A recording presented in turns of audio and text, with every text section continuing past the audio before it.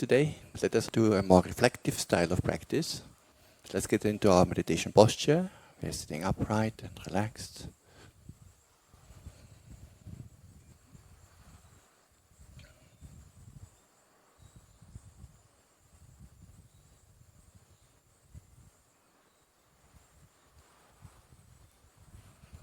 Letting go of the past and the future.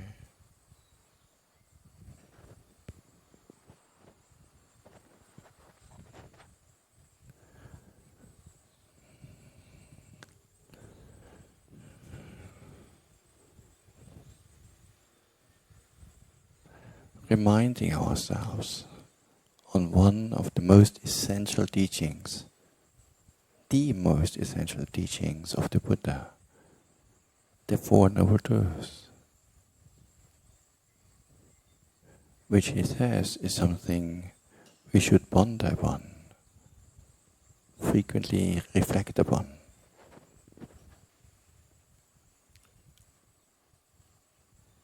Today I would like to emphasize especially the first two Noble Truths and how they relate in our own personal lives.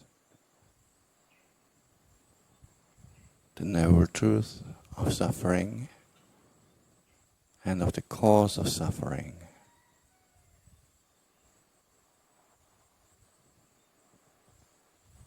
What is suffering?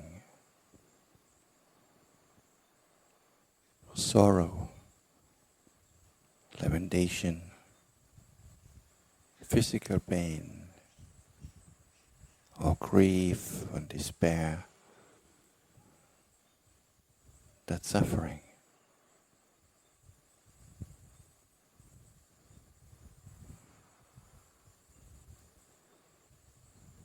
Are there occasions in my life where I encounter this from time to time? Sorrow, or lamentation and pain,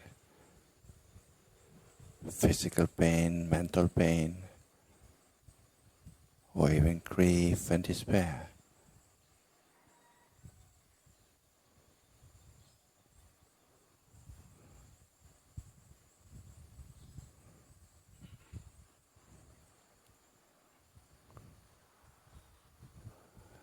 The word dukkha ranges from very minor discomfort, just a little bit unpleasant, all the way to intense physical or mental pain.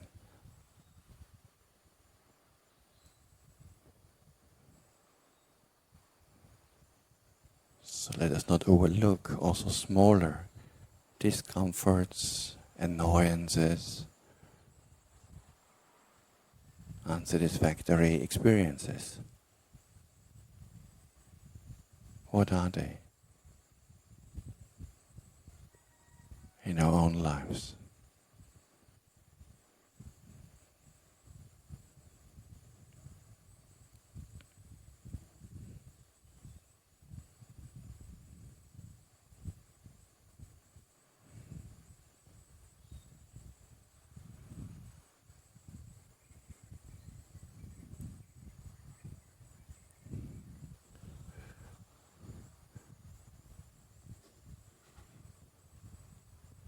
What are the things?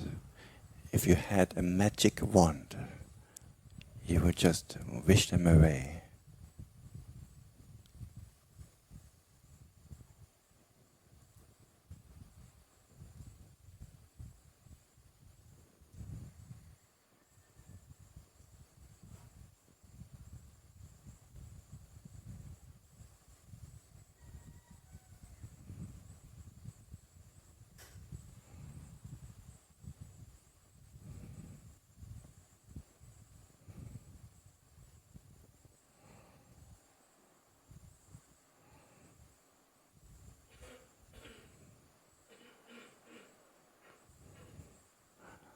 Identify one of them, one of the things that are recurring, giving trouble from time to time.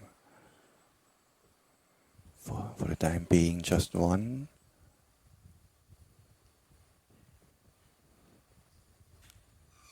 And then you can ask yourself, Why am I suffering on account of this? Why is this giving me trouble? What's the cause for my discomfort?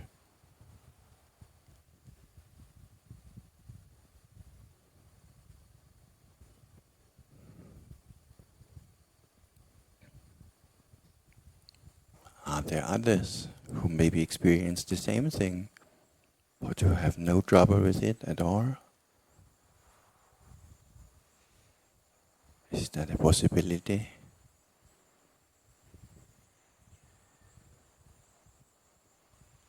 If yes, what am I doing differently? How am I contributing to my own suffering?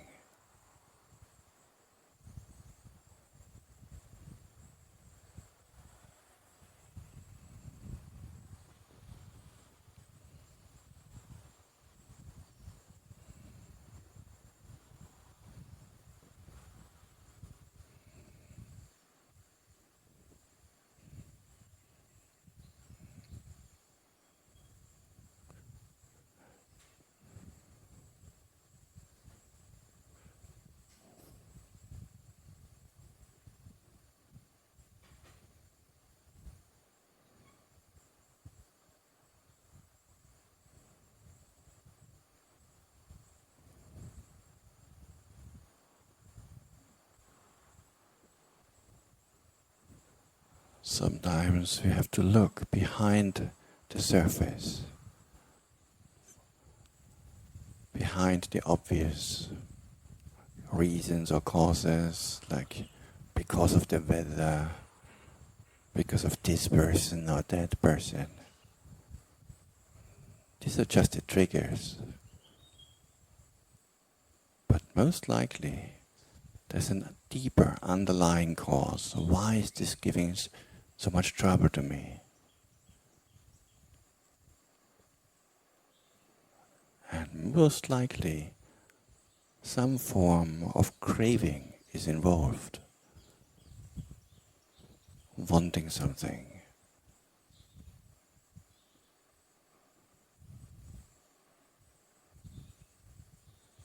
Wanting something different.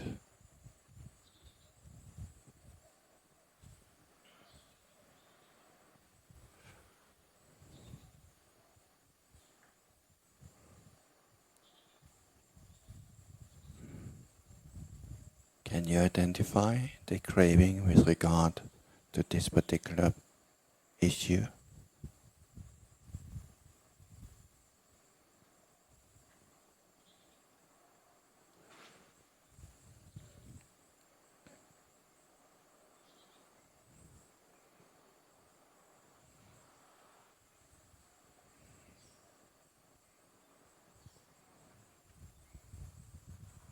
If I had less craving or no craving in this area, would I still suffer?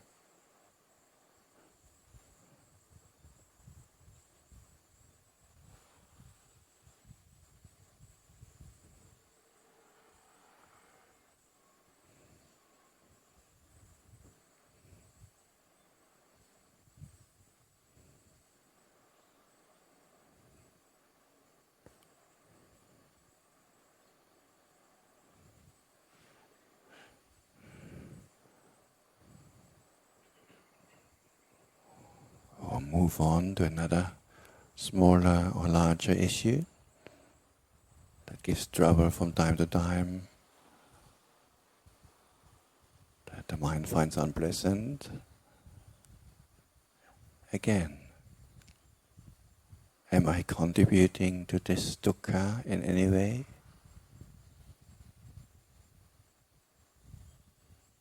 How?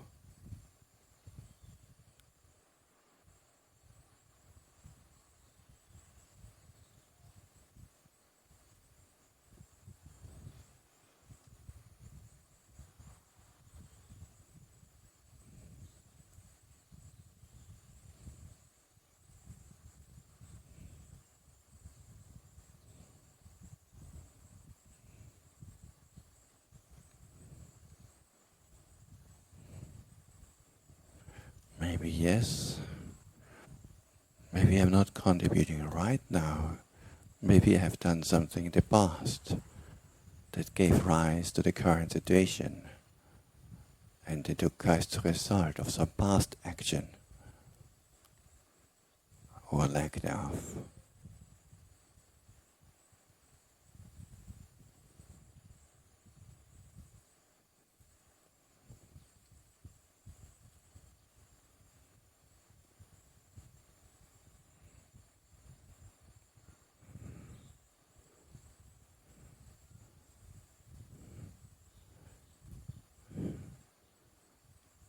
Sometimes the decision not to act, the intention to remain passive, can also give rise to future dukkha. It depends.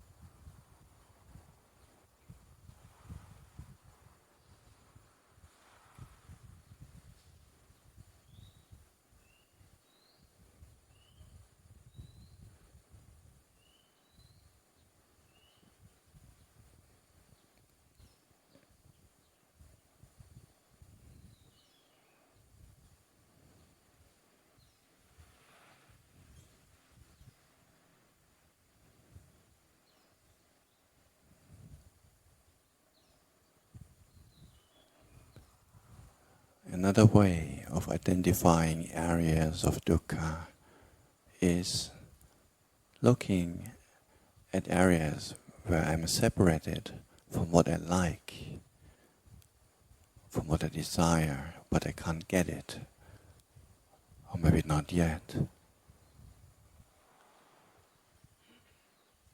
Not obtaining what one wishes is dukkha.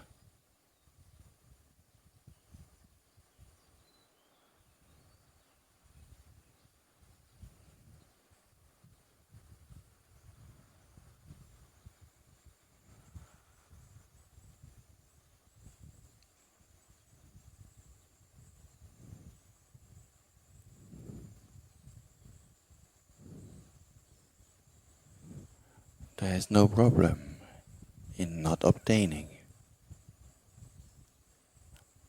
if there is no wish to obtain.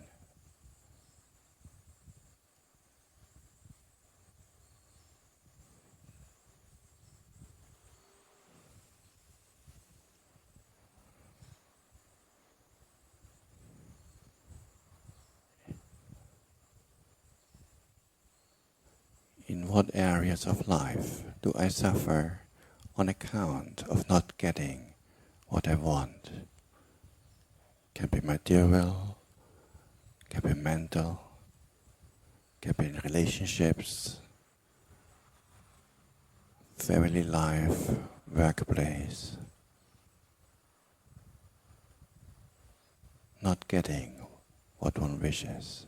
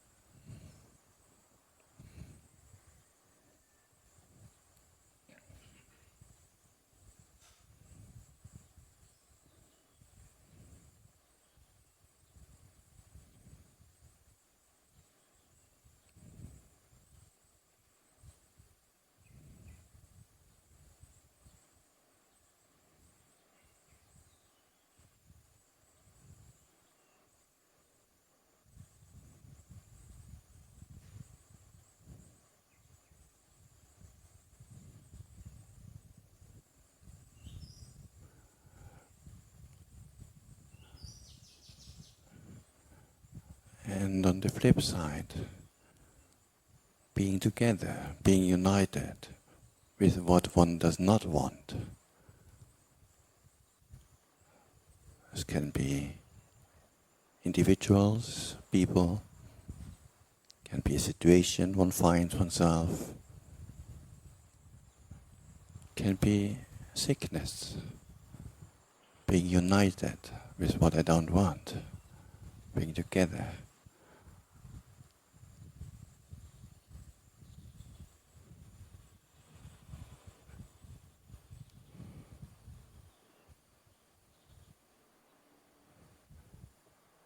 Can you see the craving there? The craving for this to end? The craving for the opposite?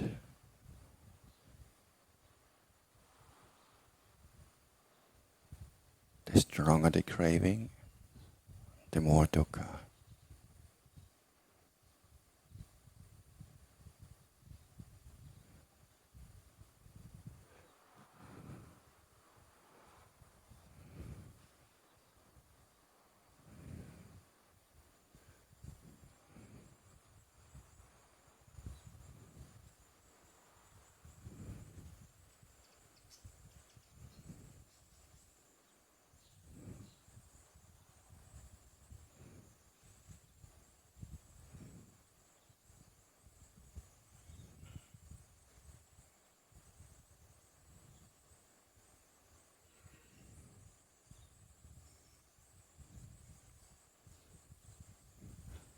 The problem is not in being together, being united.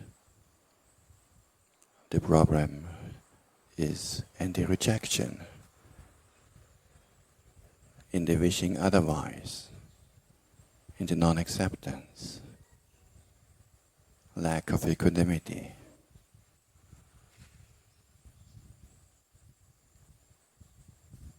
This is how we contribute to our own suffering.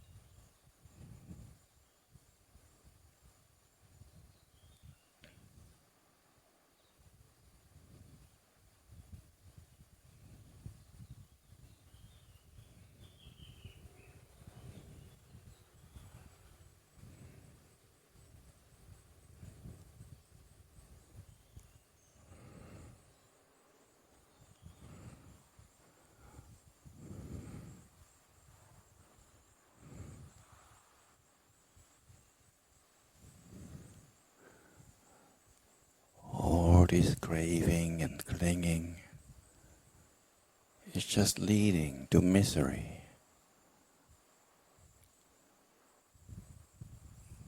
The only drawbacks. How much more of it do I need? How much more dukkha do I need before I'm finally ready to give up my cravings, my likes and dislikes?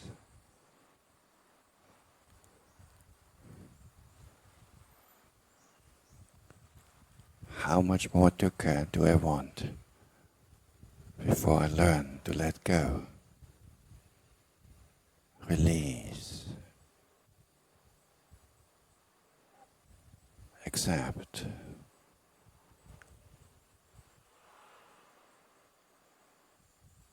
be equanimous?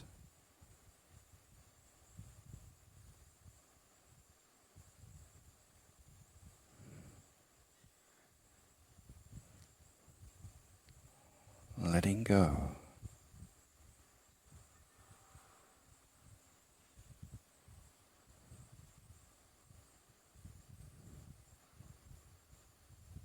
Imagine the ease that would come from letting go of all our small and large preferences, likes and dislikes.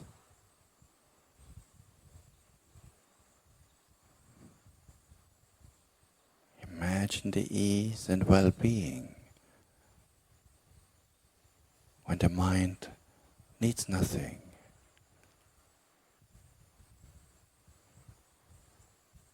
wants nothing different from how things are already.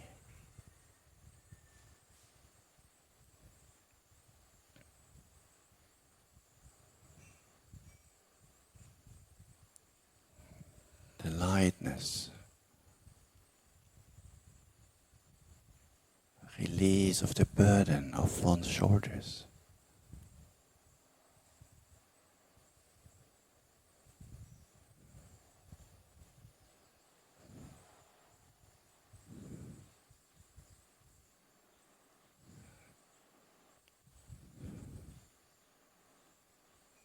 The lightness and ease that life can be if we just let go.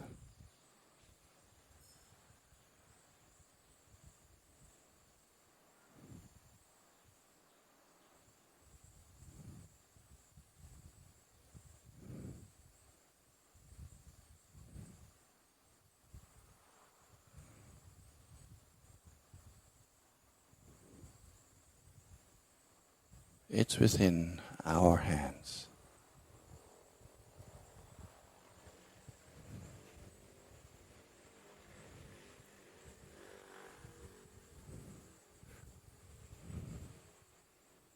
I want to suffer, or I want to be at ease. My choice.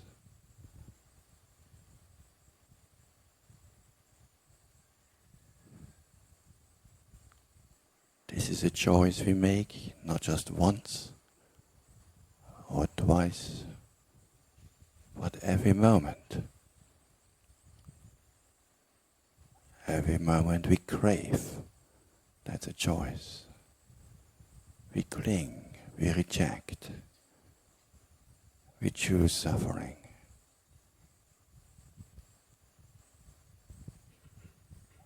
Every moment we release, we let go.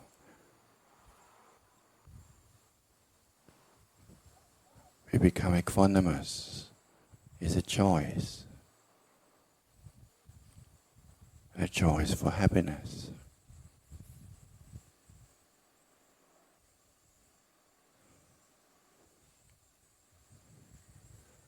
This choice too is to be made not just once or twice, but many times throughout the day.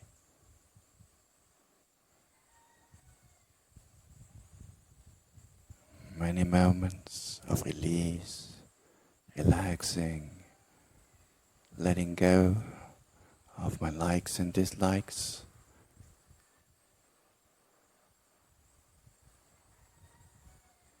establishing our hearts in equanimity, letting go, and acceptance.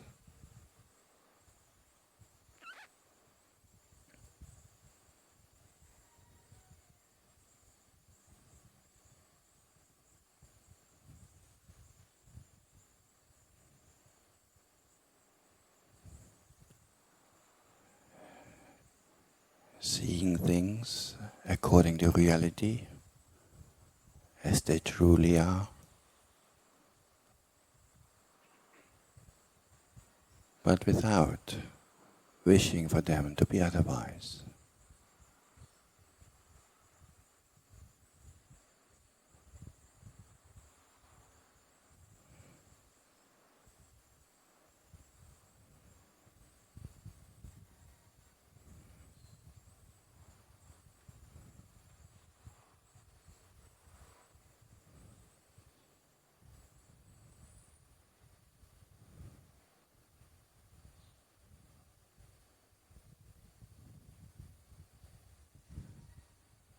There comes a sense of it's okay, it's fine, good enough.